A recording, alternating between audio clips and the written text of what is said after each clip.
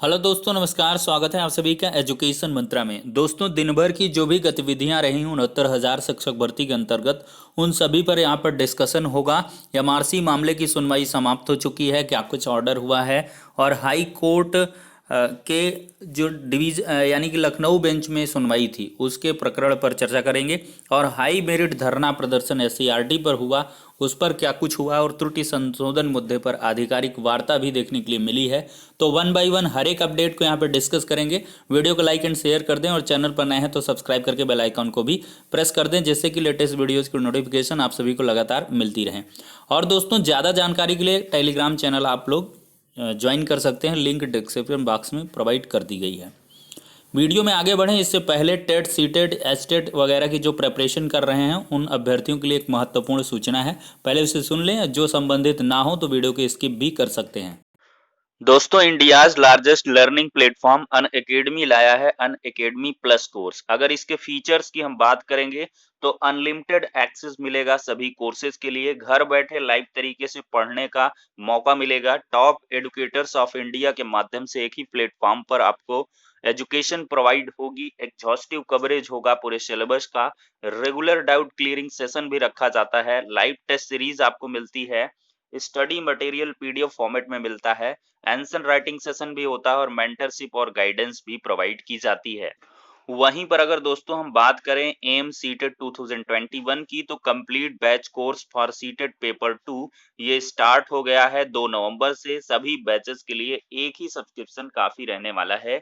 और यहीं पर अगर हम बात कर लें सीटेट पेपर 1 की, foundation batch course for CTET 2021 ये स्टार्ट हो गया है 26 अक्टूबर से। सभी बैचेस के लिए एक ही सब्सक्रिप्शन काफी है। अगर टीचर एलिजिबिलिटी टेस्ट सब्सक्रिप्शंस की बात करें तो आपको यहाँ पर 1 मंथ, 3 मंथ, 6 मंथ और 12 मंथ के सब्सक्रिप्शन कोर्सेज मिल जाते हैं।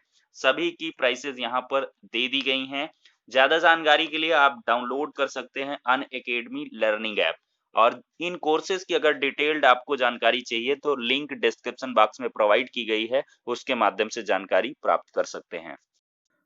तो दोस्तों, जैसा कि सुबह के वीडियो में ही बताया गया था कि आज एमआरसी मामले पर कुछ फ्रेश केसेस लगे हुए हैं। निसार अहमद करके एक केस था, एक प्रदीप कुमार का केस था, इस प्रकार के कई सारे केसेस थे जिनकी सुनवाई मनीष माथुर जी की बेंच में थी। और दूसरी तरफ हाई मेरिट अभ्यर्थियों का धरना प्रदर्शन था। तो एमआरसी मामले पर पहले कोर्ट अपडेट क्या है, देखिए। पूर्व अनुमान जो था कि जितनी भी याचिकाएं हैं सभी को लोहा सिंह पटेल और अनामिका वर्मा जैसी जो लीडिंग पटिशन है उनसे कनेक्ट किया जाएगा। तो यही ऑर्डर इनमें पास आउट हुआ है। मनीष माथुर जी ने इन सारी की सारी जो भी फ्रेश याचिकाएं थी इनको लिस्टेड कर दिया है दिसंबर फर्स्ट वीक के लिए, जो अनामिका वर्मा, लोहन सिंह पटेल वगैरह की याचिका में सीधे से कनेक्टेड हो गई हैं। मतलब जब अब दिसंबर फर्स्ट वीक में लोहा सिंह पटेल, अनामिका वर्मा जैसी याचिकाएं लिस्टेड होंगी तो उन्हीं के नीचे ये भी लिस्टेड हो जाएंगी। तो कुल मिला के सारी जो याचिकाएं हैं वो बंच हो गई हैं। बंच तरीके से सबकी सुनवाई होगी और जो भी ऑर्डर पास आउट होगा सेम ऑर्डर सभी याचिकाओं पर कंप्लाइंस हो जाएगा। तो कुल मिलाकर ये कुछ हुआ है। और जहां तक जो याचिका करता थे उनकी भी यही कोशिश रही है कि जितने भी एमआरसी से वंचित हैं या किसी भी कारण से अभी तक पार्टी नहीं बन पाए थे, तो उन सब के लिए एक फ्रेश पिटीशन दाखिल की गई और इसको कनेक्ट करवा लिया गया, जिससे कि अगर भविष्य में कोई, चूंकि काउंटर एफिडेविट, रिजॉइंडर एफिडेविट सब कुछ आ चुका है, फाइनली उसमें फाइनल हियरिंग होनी है। और फाइनल हियरिंग के बाद, बहस होने के बाद उसमें जो भी ऑर्डर आएगा वो सब पर प्रभावी होगा। तो ऐसे में अगर पिटीशन पर कोई पिटिशनर बेस्ड रिलीफ या ऐसी कोई चीज़ें निकल के आती हैं तो ऐसे में जो भी याचिका करता रहेंगे उनको डायरेक्टली बेनिफिट प्रोवाइड होगा। लेकिन अगर कॉमन ऑर्डर होगा तो वो सभी के लिए मान्य होगा। तो ये कुल मिलाकर कोर्ट अपडेट है एमआरसी मैटर पर। 67,867 चयनित सूची को रद्द करके नई तरीके से चयन सूची जारी की जाए, इसके बारे में ये पिटीशन है। तो कुल मिलाकर ये कुछ कोर्ट अपडेट रही हैं। अब दोस्तों हम बात करेंगे हाई मेरिट अभ्यर्थियों का धरना प्रदर्शन। यहाँ पर देख लीजिए, हाई मेरिट अभ्यर्थी इको गार्डन में यहाँ पर एकत्रित हैं और इनके द्वारा धरना प्रदर्शन किया जा रहा है। काफ़ी संख्या में यहाँ महिला अभ्यर्थिनी दिख रही हैं। यहाँ पर थोड़ा सा देखते हैं क्या कुछ बैनर में लिखा गया है। बेटी बचाओ बेटी पढ़ाओ का नारा कहाँ गया, एक एक बेटी की चुनकर निकाला गया। 69,000 शिक्षक भर्ती, कम मेरिट वाले नियुक्ति पा गए, ज़्यादा मेरिट वाले सड़क पर आ गए। 69,000 को नियुक्ति दो, 37,000 को नियुक्ति दो, ये थोड़ा सा मुड़ गया है।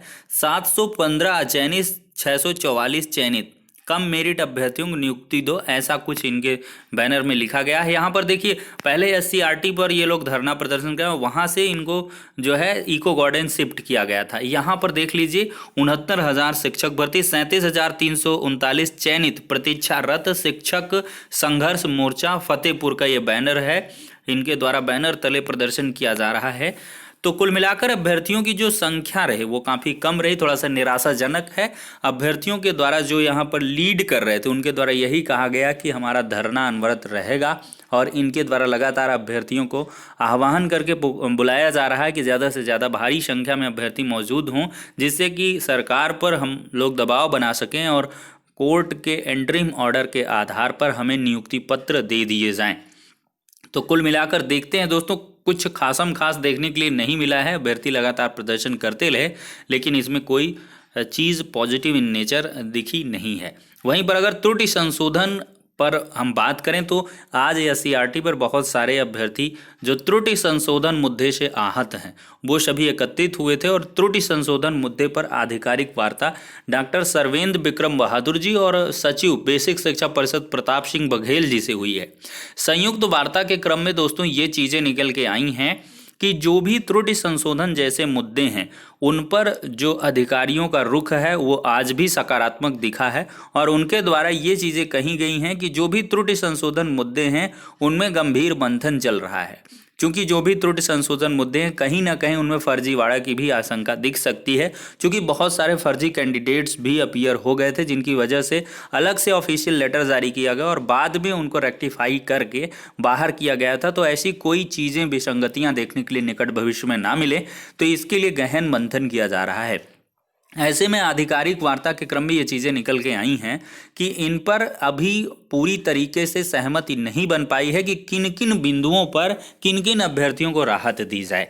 मेनली ये चीज़ें निकल के आई हैं कि जाति निवास संशोधन मुद्दे पर भी ये कॉमन एनोमली बताई गई है कि ये अंडरस्टूड रहेगा कि इसके जाति और निवास जिसके बाद के भी हैं तो उनको कंसीडर किया जाएगा, सामान्य प्रक्रिया के अंतर्गत उनको रखा जाएगा, और छोटी जो मोटी जो मिस्टेक्स हैं, छोटी छोटी मिस्टेक्स हैं, जैसे रोल नंबर का है, TT अंक प्रत का अगर क्रमांक कोई गड़बड़ कर दिया, सर्टिफिकेट नंबर, इस तरह का कोई इशू है नाम वगैरह पिता के नाम से, जिससे कि मेरिट प्रभावित नहीं हो रही है, तो ऐसे मुद्दों पर साफ तौर पर राहत देने की बात कही गई है सर्वेंद्र विक्रम बहादुर जी के द्वारा। उनके द्वारा यही कहा डायरेक्टर महोदय ने कि आपका जो ऑर्डर है वो कई सारी प्रोसीडिंग्स होंगी, उनके आधार पर ही फाइनली जो है वो अनाउंस होगा। तो ऐसे में चूँकि इधर छुट्टियों का माहौल चल रहा, दशहरे की भी छुट्टियां रहीं, तो मेन तरीके से कार्य नहीं हो पाया है, लेकिन उन्होंने पूर्णतः आश्वासन दिया है कि दीपावली की छुट्टियों के बाद आपको त्रुटि संशोधन मुद्दे पर अवश्य ही आदेश देखने के लिए मिल जाएगा, जिसमें आपको राहत भी मिल जाएगी। लेकिन हालांकि जो मेरिट प्रभावित वाले संशोधन है उन पर किसी भी प्रकार का कोई क्लियर कट उनके द्वारा जवाब देखने के लिए सकारात्मक जवाब भी नहीं मिला है। तो कुल मिलाकर आपको दीपावली के बाद का इंतज़ार करना होगा त्रुटि संशोधन मुद्दे के लिए। ये कुछ आधिकारिक वार्ता का निचोड़ रहा है दोस्तों। तो ये फाइनली सारी की सारी अपडेट्स हो जाती हैं, पूरे दिन भर का दोस्तों ये घटनाक्रम हो जाता है, जिसके आधार पर 69,000 शिक्षक भर्ती प्रक्रिया आगे बढ़नी है। इसमें जो है हाई मेरिट अभ्यर्थी लगातार परेशान हैं, और देखते हैं आगामी दीपावली के बाद 17 नवंबर को सुप्रीम कोर्ट में हियरिंग है, तब कुछ स्थिति स्पष्ट होगी।